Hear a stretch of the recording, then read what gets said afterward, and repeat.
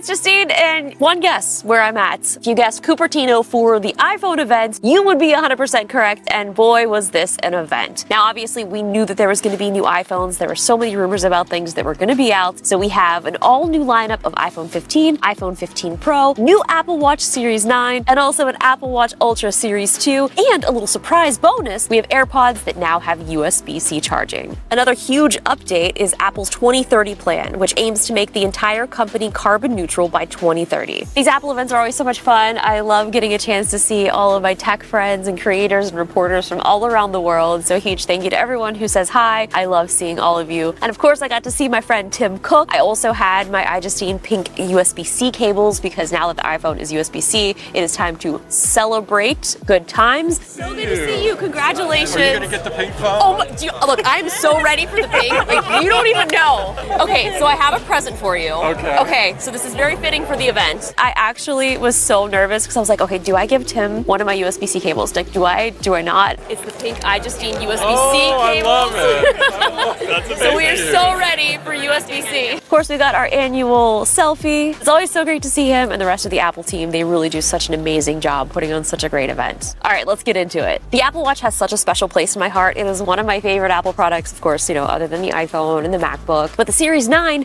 now comes in pink. It has a bunch of new features like the new S9 chip, which has a 4-core neural engine and is 30% faster. It has improved ultra-wideband capabilities to make precision finding and Siri requests way better. This is also pretty cool. You can now access your health data using Siri. It now supports name drop, and it has an even brighter display that goes up to 2,000 nits. But of course, like I said, one of the most important things is it comes in pink. One of the new Apple Watch features that they announced is this double tap feature, which allows you to actually interact without having to touch your Apple Watch. So you just lift your watch just like so. You double tap your thumb and index finger to perform the actions on the watch. Basically, this will activate the main button in whatever app you're in. And if you're on the home screen, it will bring up your recent apps and you can scroll through them just by double tapping. All right, we're testing out the double tap here. So I'm going to double tap to accept the phone call. And now Apple has just called me. What a dream.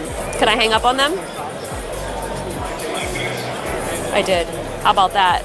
And why I thought this was really interesting is this is the action that you take when you're in Apple Vision Pro to select things. You use your eyes to look around, to navigate, and then you simply tap to select. So I feel like this is not only a really great accessibility feature in the new Apple Watch, but it's also a little nod to our future. With new Apple Watches means new Apple Watch bands, and I love accessorizing my Apple Watches. They are now completely doing away with all leather products, leather cases, leather bands. They've come out with this new texture called fine woven, and I got a chance to touch one of the cases, and it has this weird, not like plasticky, but it's like more of a silky kind of feel, and it was pretty awesome. I'm definitely excited to check those out. They've got some all new Hermes bands. I've actually never owned one of the Hermes bands, so maybe this year is the year. These Nike watch bands also are really cool. I love these little speckled flakes in there. These are also made from old recycled Apple Watch bands, so it's really cool to see them reusing excess to make something new. We also got an update to the Apple Watch Ultra 2. I was really hoping for a matte black titanium color. We didn't get that, but we did get a much brighter screen up to 3,000 nits. There's some other great updates for the Ultra, including a new modular Ultra watch face. There's updated ambient light sensor for night mode, and now you can connect third-party Bluetooth devices to the Apple Watch for cycling. This is pretty cool because a lot of people use different devices to track specific fitness metrics, and this will make things like that so much more seamless. Even with these new features, the Apple Watch Ultra 2 battery life still has 36 hours of typical usage and 72 hours in low power mode. And as you guys know, I recently started diving because of the Apple Watch Ultra, so you better believe that I will be taking this diving as soon as I get my hands on one. And of course, the reason that we're all here, the iPhone 15 and the 15 Pros. First of all of the new iPhones have this brand new design with these awesome contoured edges. The first thing that I notice is how nice it actually feels in your hand and how light they are. The iPhone 15 has this durable color-infused glass and aluminum design, while the 15 Pro has an incredible brushed titanium shell. And of course, as we all expected, USB-C has now finally come to the iPhone. So we're bringing USB-C to iPhone 15. When they announced this in the event, everyone was clapping and cheering. I mean, we knew it was happening, but until Apple says it, we just didn't know. The iPhone 15 is equipped with Apple's new A16 Bionic chip, which will obviously make for some big improvements in performance. It now has Dynamic Island, so now everyone can enjoy that little black pill-shaped island up there at the top of their screen. It also has a new 48-megapixel camera that lets you take super high-resolution photos and an improved 2x telephoto lens. Portrait mode also got an upgrade. You can now change the subject focus in a photo after you've taken it. It's pretty magical because you can just take a photo. You don't have to be specifically in portrait mode to really take advantage of these new features. So this is something that I'm really excited to test out. And now for the big boys. We've got the iPhone 15 Pro and the Pro Max. One of the coolest thing about these new Pro version iPhones is the titanium shell. And when I say these things look really beautiful in person, there's just something so immaculate about the titanium look. Of course, I was hoping for some more elaborate colors for the Pro series. There was even rumored at one point to have a red phone. What happened to that?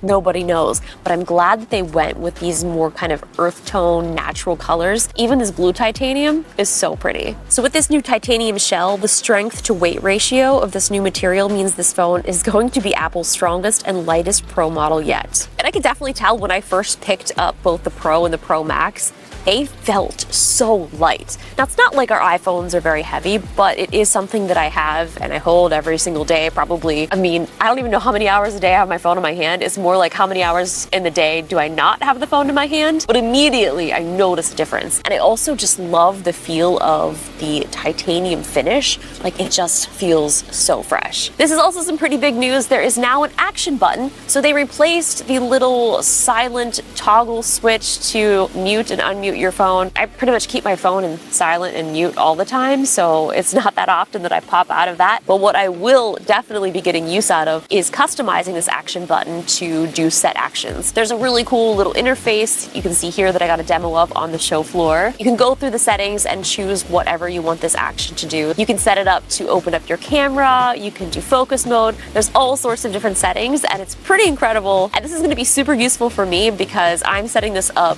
to activate my camera. So as soon as I press that button, my camera will be open and ready to film whatever it is that I'm trying to shoot. The new A17 Pro chip is a big upgrade. It has a 6-core GPU, which is going to be amazing for performance across the board, but especially for gaming. I got a chance to play some Diablo Immortal, and I don't know if you guys remember, but I was super obsessed with this game when it first came out. During the product demo, it was super smooth. The 15 Pro now uses hardware accelerated ray tracing, which makes graphics lighting effects look so realistic. So the 15 Pro and the Pro Max now have a completely redesigned camera system. It has a new 48-megapixel main camera as the star of the show. You can now choose between 3 different focal lengths in the main camera, and this is a game changer for pro photographers. You'll now have 7 different lenses to choose from. There's the ultra-wide, 13mm in macro, 24mm, 28, 35 on the main lenses, 2x telephoto at 48mm, and with the Pro Max, the all-new 5x telephoto lens at 120mm. Something else I thought that was interesting is all along we were calling this technology the periscope camera, but Apple did not call it that. They called it tetraprism, which, to be honest with you, actually sounds a lot cooler. It basically uses a series of angled mirrors to reflect the image 4 times, allowing the light to travel a longer distance in a smaller space. And that's how we're getting the 120mm focal length. And keep in mind that this camera still supports sensor shift optical image stabilization. And with this new 48-megapixel camera, there are big improvements to night mode and portraits on the iPhone 15 Pro as well. Now, video on the iPhone for me it's like my first child. It is something that I love, it is something that I use so much of, and if all of my other cameras went away and I only had an iPhone, I think I would be okay. I definitely would miss having all of my studio cameras, but I could survive. ProRes Video now has log encoding, which will allow us to have better dynamic range and flexibility for editing and post. You can also record externally now, which will be so amazing for pro video workflows. And probably the biggest new feature for video is the ability to shoot spatial videos, which you can capture with the iPhone 15 Pro and then view them with the Vision Pro. To do this, you're going to be using these 2 cameras right here, and when you turn the phone sideways, you're shooting video with both cameras at the same time. And by capturing capturing depth data, this will create videos that will feel like you're actually reliving the moment. So essentially, without saying it, you're shooting a stereoscopic image using those two cameras at the same time. I've shot a few 3D videos in my day. Some are here on my YouTube channel, so it's going to be really cool to be giving this power to just everyday consumers. Something like this is game changing. And then with the introduction of Vision Pro, oh man. Spatial computing, spatial video shooting for the win. Now with USB-C comes power and responsibility or something. I'm not sure how the saying goes. How's that saying go?